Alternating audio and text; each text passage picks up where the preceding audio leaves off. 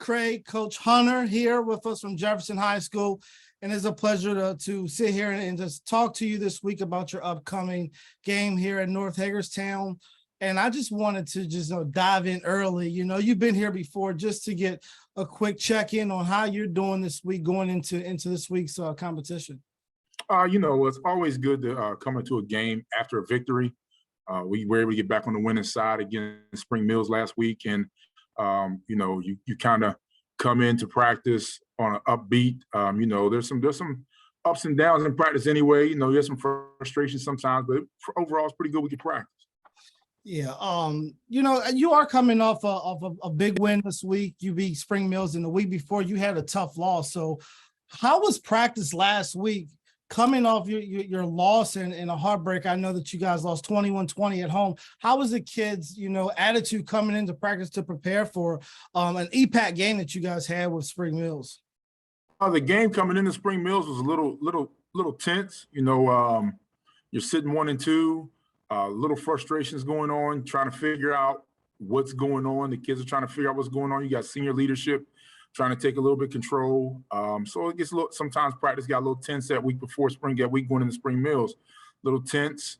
The kids weren't putting up with a lot of mess, that they were joking around. So a lot of tense attitudes, coming out. Leaders yelling at kids, making sure they get focused. So things of that nature. Typical things you see on a football team when things are going that route. And they were able to get back 2-2.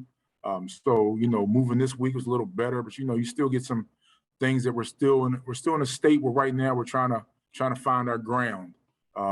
So, it doesn't take much to get back in the little frustrating point if you have a bad practice. So, we're just bouncing through those ups and downs of practice right now. Yeah, I feel like you guys are sitting at a pretty good spot. I know I was looking at the WVSSAC standings, and going into this week, you're 2-2. North Hagerstown's 2-1, and you're sitting with 6.7 points at 16 in the state for the playoff race, and you're almost at that kind of halfway point of the season. Like, what is your mindset as your coach? Are you looking to take it week by week? Are you already looking at the big picture for the playoffs going into this competition that you have with North Hagerstown? I think with the team that we have this year, we got some veteran guys on there, some experienced guys, but just the inexperience of youth that we have on the team, I think it's best that we take it week by week and just focus on the team that we got the week at hand, not looking at the big picture down the road, because you start overlooking people at that point in time.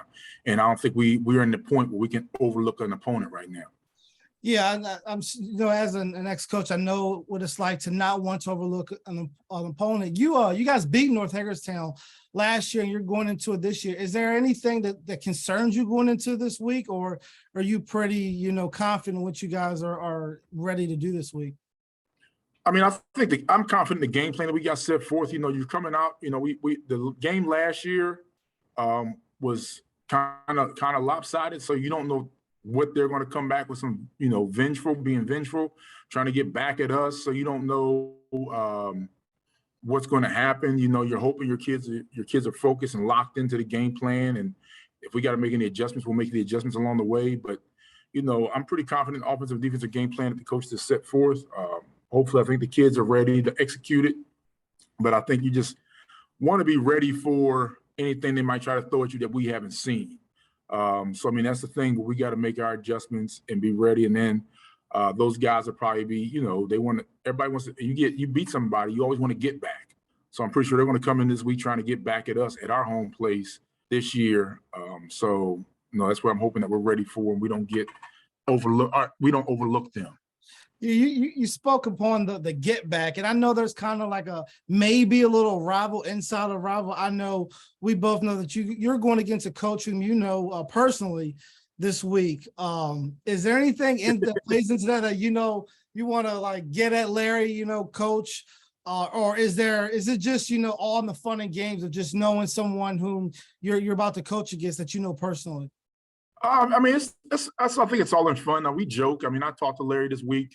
And it's all fun and games, and we joked. I played football here with Larry. He graduated a year behind me. And I've known him my whole life, growing up, and he grew up in Kearneysville. I grew up in Shepherdstown. So it's all in fun. We chopped it up this week a little bit.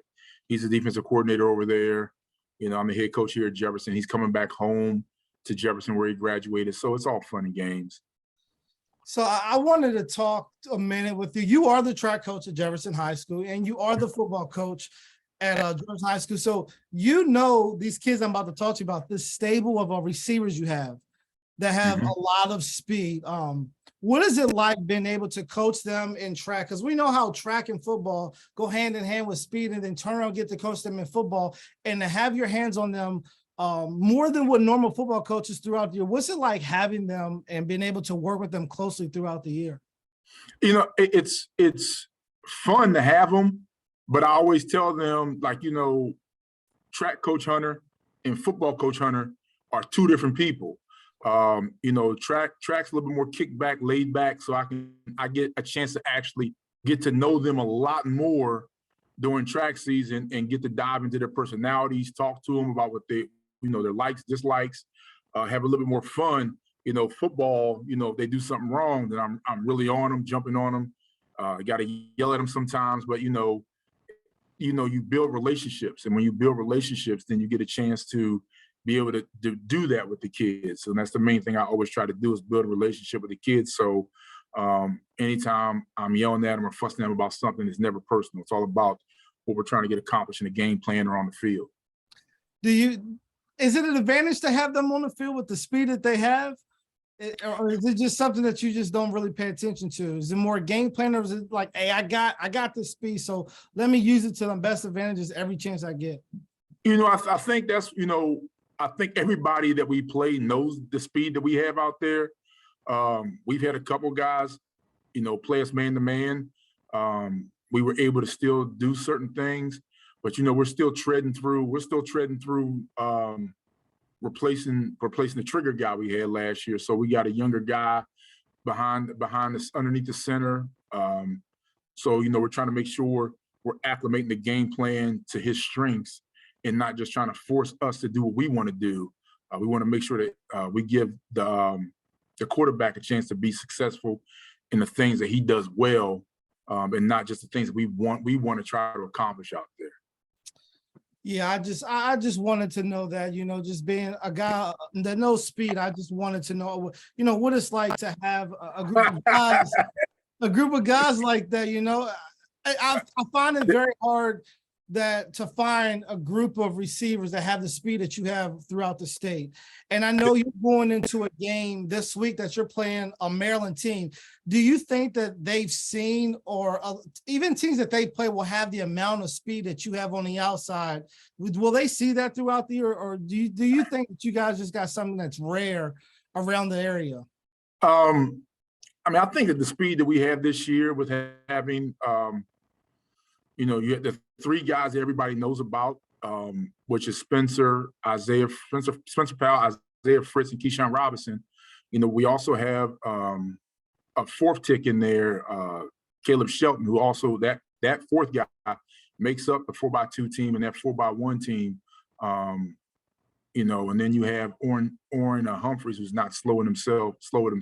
So we have those guys who I don't know in high school in this area that I've seen the speed that we have out there right now.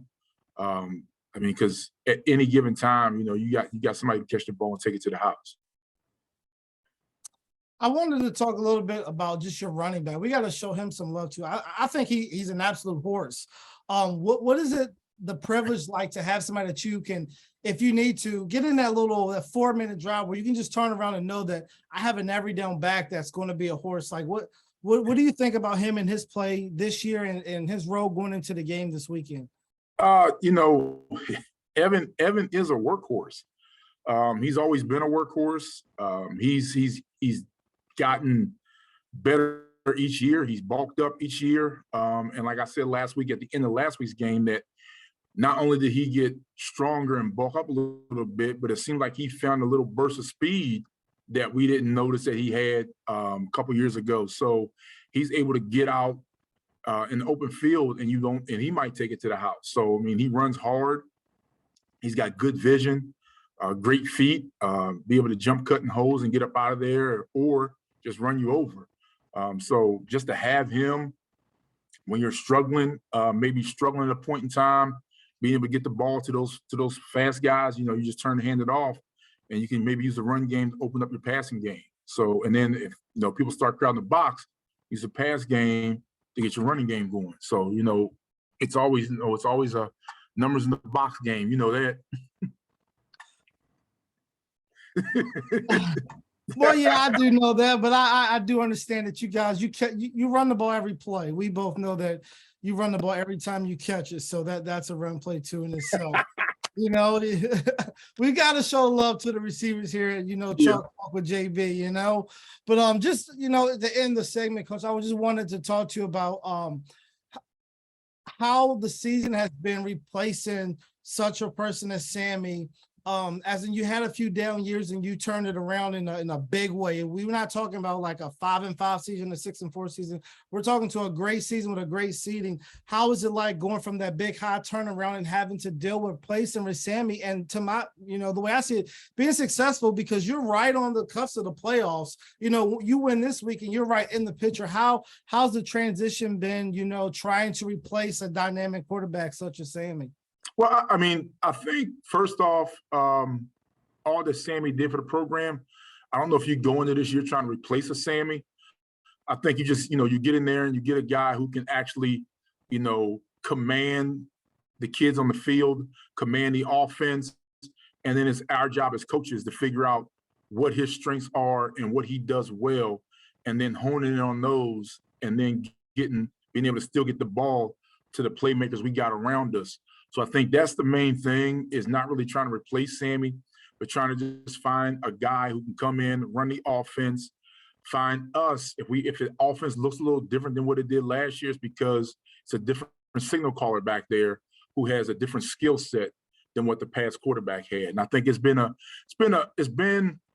I guess, a little tug back and forth of us as a coaching staff figuring out who would be, you know, the better signal caller for us at this point in time back there. We started with somebody else this year, moved to a different guy. And I think it's just a point of figuring out what's best for us at this point in time. And I think that's what we've done right now, is gotten to a kid right now that we feel at this point in time, he might be our best option right now. More of a dual threat guy who also, while passing, does look down the field while he's back there scrambling in the pocket. He keeps his eyes down the field.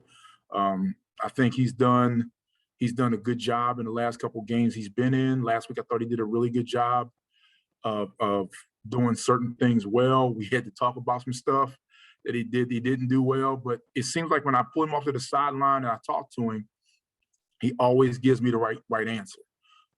So, you know, being that you know football, you kind of know the offense a little bit. You know, he wound up throwing an interception last week. Just to give a little story about it, he threw an interception last week. We were running double slants, and he threw an interception. I came up to the sideline. I was like, "Sir, like, you threw the ball right to the outside linebacker. He didn't move the whole time." And his answer was, "Coach, but you told me never throw the ball to the inside slant. So what am I to do if that situation doesn't move?" I'm like, "Well, you're right. I did say that to you. But, you know, you got to still see the throw before you throw it. If it's not there, then just tuck it down and go. I mean, you know, you got legs to do that. Just tuck it down and go. We just can't throw the ball when that guy doesn't move." But he seems to give us the right answers. You know, against Musselman, he had the same situation, and he came off the field before I could even say anything to him and said, "Coach, that linebacker keeps dropping right in the pathway of the out route. So he's dropping right underneath of it. I tried to throw the ball over top of him, but he just got it. But he's dropping right there. I don't even know if we can run that play tonight because they just keep dropping underneath of it." That's before I even got to say a word to him. So, you know, he's seeing the field, I think, more than what some people think he's seeing the field.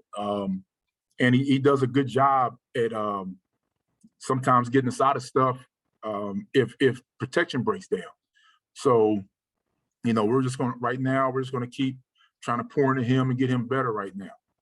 Well, that's always good when you have a young quarterback that can come in. And even if it was an older quarterback, to come in and be able to tell you what they did wrong, because, you know, that's just comes with repetition and practice, and throughout the season, they'll get better. So that's a good thing. And I just like to wish you guys good luck going into this week's game.